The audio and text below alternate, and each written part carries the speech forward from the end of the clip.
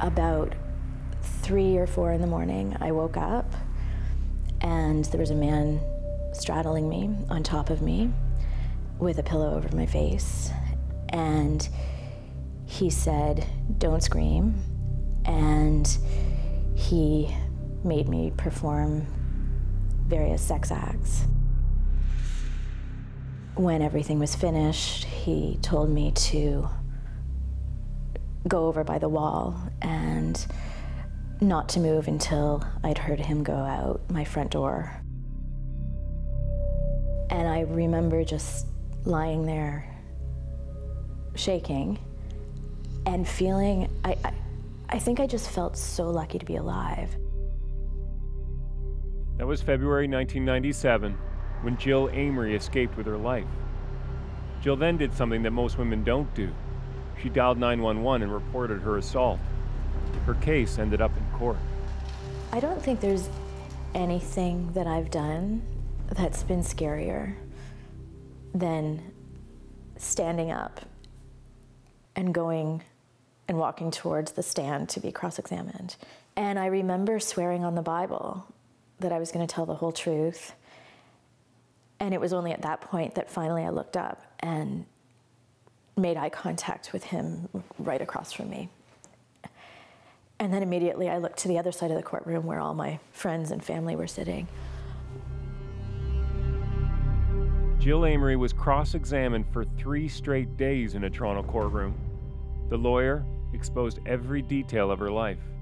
He asked me everything from, what was I wearing the night I was assaulted?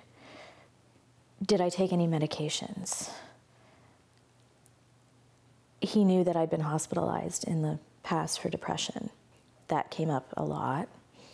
He asked me about my past sexual history and what sexual acts I had participated in the past. He asked my financial situation and asked if I had applied to the Criminal Injuries Compensation Board to get money, that perhaps I was in need of money from his client. I don't usually get angry, but this defense lawyer made me angry. It made me angry that I was the victim and the defendant didn't have to take the stand, and I did. And after the first day where I felt pummeled, I started to, this fire rose up inside of me. I wanted to fight back. I wanted to be as smart as he was.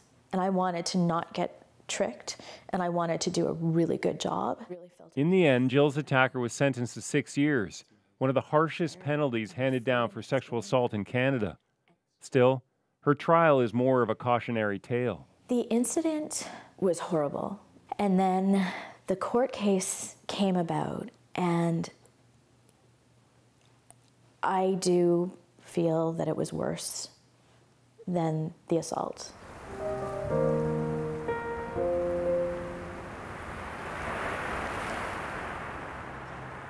What happened to Jill Amery is just one example of what survivors of sexual assault go through in this country. When you look at the big picture, things get worse. Almost 500,000 women in Canada suffer this kind of violence every year. Only 10% ever report the crime to police. And think about this, of those, there are very few convictions. Are we saying that sexual assault is okay in this country? I think as a nation, we're looking the other way.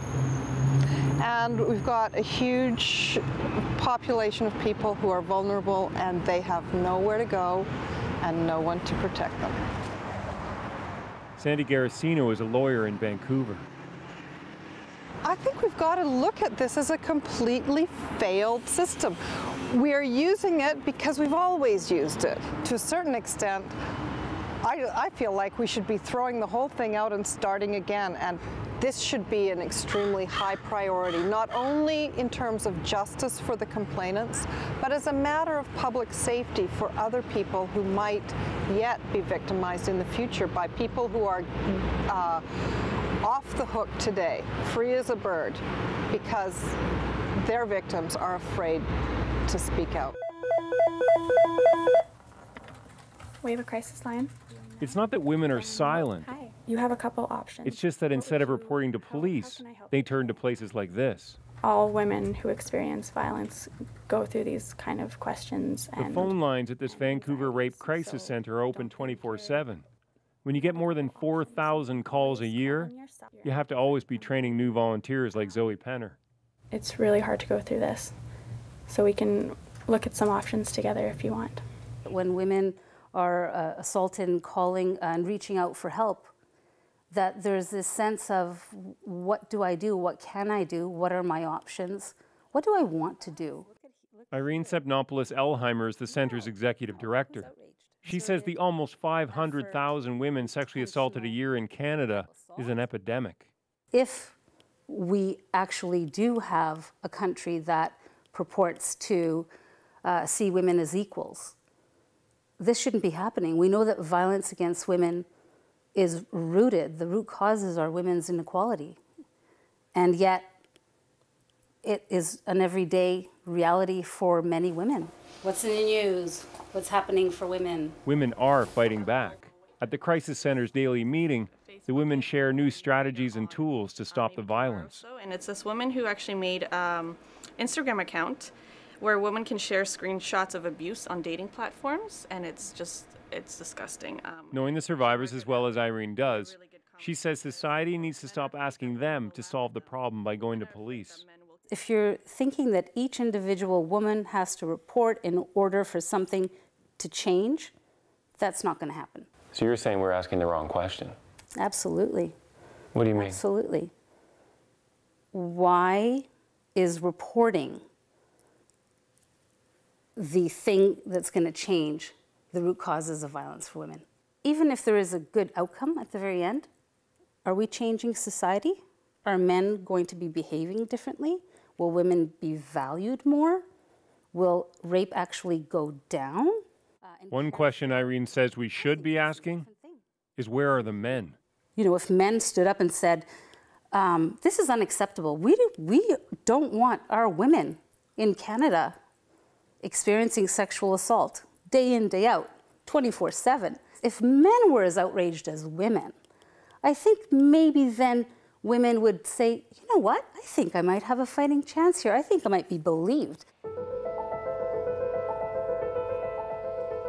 If violence against women is ever going to stop, it can't be up to the survivors. They've been through enough.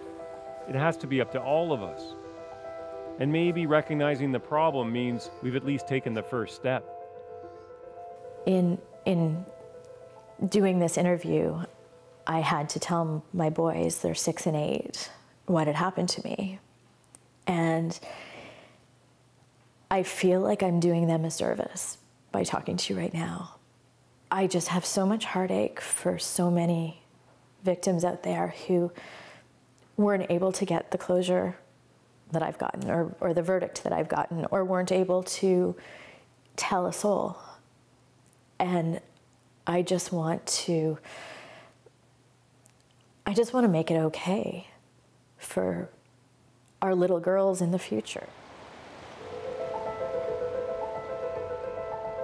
Nick Purdon, CBC News, Vancouver.